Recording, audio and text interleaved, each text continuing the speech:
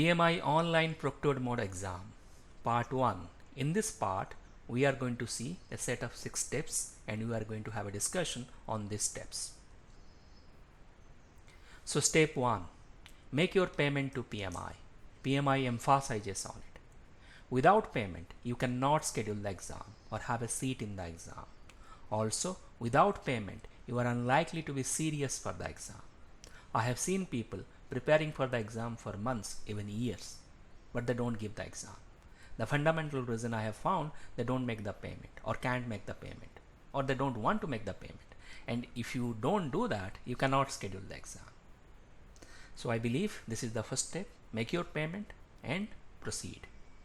After you have made your payment, that is step 2, schedule your exam. You are scheduling your exam, you are not sitting in the exam. By scheduling your exam, I mean you are having a date or an appointment that is confirmed, a fixed date which is confirmed. You can schedule your exam by going to the PMI site, that is you have to log in to pmi.org site, this is the link, and go to review application status under my PMI tab. This my PMI tab, as you log in with your credentials, it will be available on your top right corner. On this tab, select review application status and click schedule exam. This will direct you to Pearson VUE site for the online exam. Pearson VUE is the official provider for PMI related test. You can also directly log in from Pearson VUE site to schedule your exam. The link is home.pearsonvue.com/PMI. So you can go directly or you can go through pmi.org and follow the steps here. So people preferably go through pmi.org as I have seen, but you can also directly log in from Pearson VUE site as well. Then step 3, ensure to have proper system and settings. By system, I mean the device on which you are going to take your exam, and settings related to the device. Ensure to have proper Windows operating system. If it is Windows, use Windows 10 or Windows 8.1, or if it is Apple Mac operating system, then use 10.13 or above. Do not use the beta releases. Then do not use Windows Vista, Windows XP or Windows 7. Also, do not use Linux or Unix operating system. Candidates have faced issues on it. So use only the versions that I mentioned, Windows or Mac. Your RAM size should be 4 gigabyte, not the disk size. The in-memory size should be 4 gigabyte. If you are using a browser, use the latest version of Chrome, Safari, Mozilla or Edge, the latest version of the browser. Enable internet cookies. Many forget to do so. So your enablement of internet cookies will be available in your browser setting. You can enable it because in the exam there will be flash related images which will be available in some of the questions. Without cookies, they may not operate properly. Then in this step, I have a set of must-haves. 1. A reliable internet connection. The speed should be 4 Mbps 3 to 4, preferably 4 Mbps down, 2 Mbps up. A reliable webcam with a microphone. Both are needed. You need a webcam as well as microphone because this is an online proctored mode. The proctor will be monitoring you throughout the exam with the help of webcam and the microphone. So this is a must.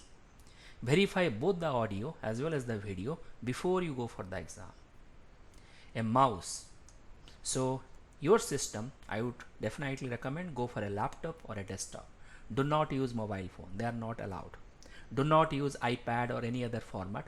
They are not, may not work, may have problems. So preferably go for a laptop or a desktop and go for a mouse as well. Now when you go for a mouse, use a USB connector mouse. The USB port will be available in your laptop or desktop. So use a USB connector mouse. Do not use optical mouse. This is very clear, I am mentioning. If you use an optical mouse, it is difficult to operate the calculator with the help of optical mouse. So use a USB connector mouse. Also, it is difficult to operate a whiteboard with optical mouse. So avoid using this. Then 4. A reliable power connection for 5 hours. More than 5 hours, better. Why 5 hours? Because for longer duration exams such as PMP or PBA, your exam duration is 4 hours. Before that you need some time for your self-checking.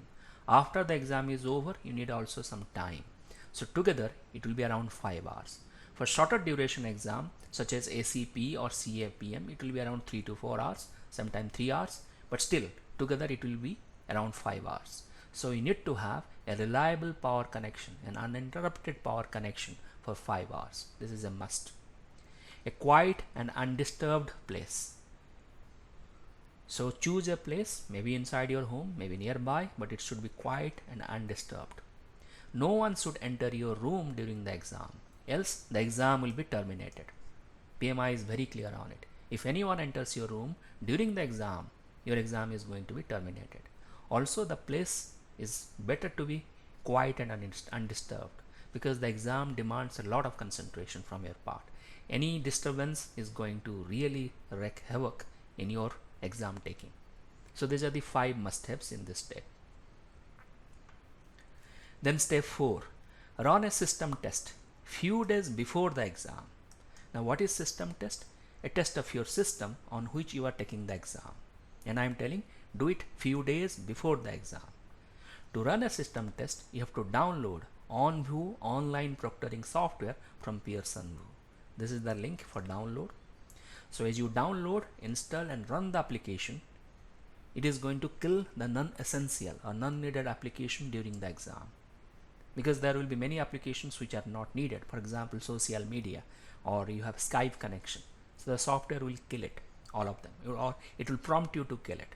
You can kill it before, or the software will anyway ask you to kill those things. With the system test, you will get a feel how the system test happens. Now why I am telling few days? Because on the exam day, the system test will happen again. Now if something goes wrong, the software is unable to kill an application, and it is happening on the exam days, few minutes before the exam, you will panic. So run it before, make your system ready for the exam, and also have a feel about it. That is the intention of step 4. Step 5, be familiar with tools such as calculator, whiteboard, which will be icons on your exam screen, and be proficient and practice them frequently.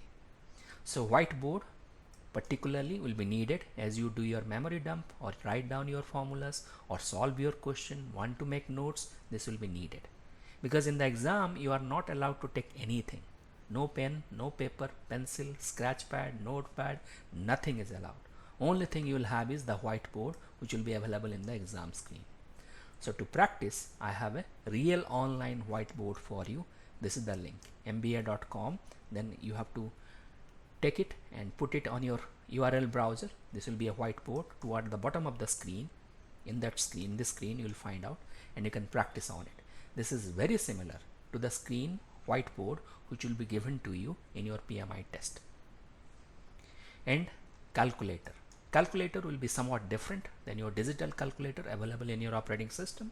But if you have practiced on your digital calculator, you will have a kind of fair idea how calculator operation will happen. Because again, you do not have any notepad or notepad or pen or paper given to you. So be familiar and be proficient with practice with calculator, whiteboard. Next step, that is step 6, self-check-in 30 minutes before the exam day. So your exam is, let us say you have scheduled at 8 AM in the morning, so you have to self-check-in at 7:30 AM in the morning on the exam day. Because it is an online proctored mode, the proctor is going to be monitoring you with the help of webcam and microphone, as I told.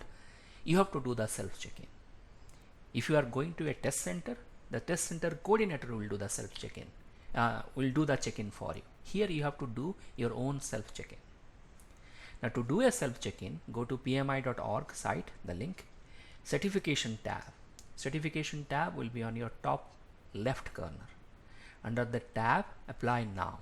That is, you have to choose. This will show you certification program overview page. Here you will have to click begin exam. Now this begin exam link will be available to you 30 minutes before your scheduled exam time. So if your exam is 8 a.m. in the morning, from 7:30 a.m. in the morning, this begin exam link will be available to you. As you click, you will directly go to that link. Now during self-check-in, you are doing a self-check-in, you will be prompted to take.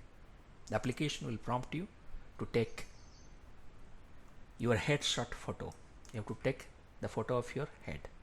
Photo of your identification or ID card. The ID card can be driving license, passport, national ID card, any of this. And give photos of the original documents only. Do not take a photocopy of the original document and take a photograph of that. If you are taking a driving license, take the original of it and take a photograph and give it to PMI for your self-check-in.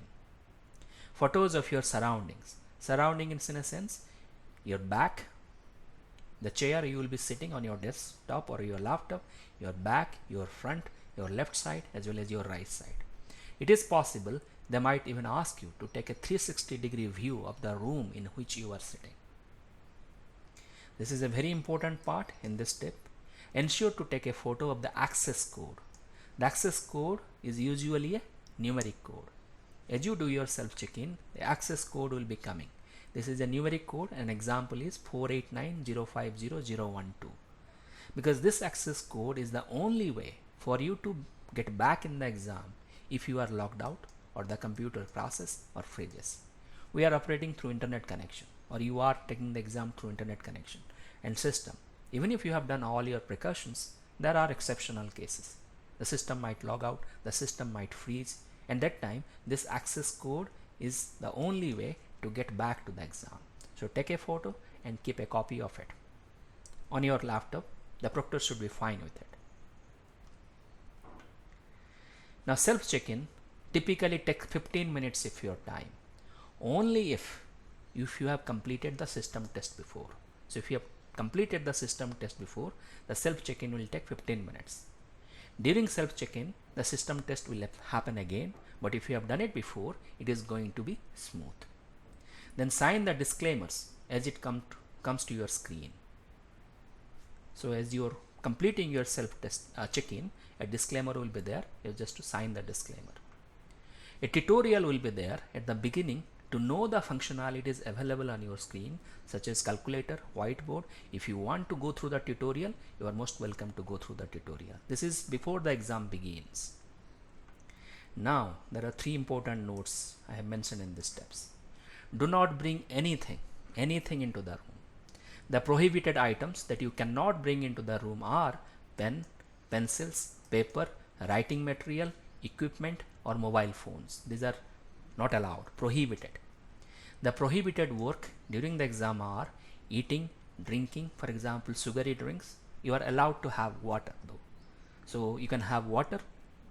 You might feel thirsty, so you can take the permission of the proctor to have the water. Just ask the proctor that I want to have water. But you are definitely not allowed to take sugary drinks. Chewing, not allowed. Speaking, mumbling or speaking out loud, talking to yourself, these are totally not allowed. So be very careful. If you take anything, it might be even force you to disbarred from the exam. So you are not allowed pen, pencil, paper as it is clearly mentioned.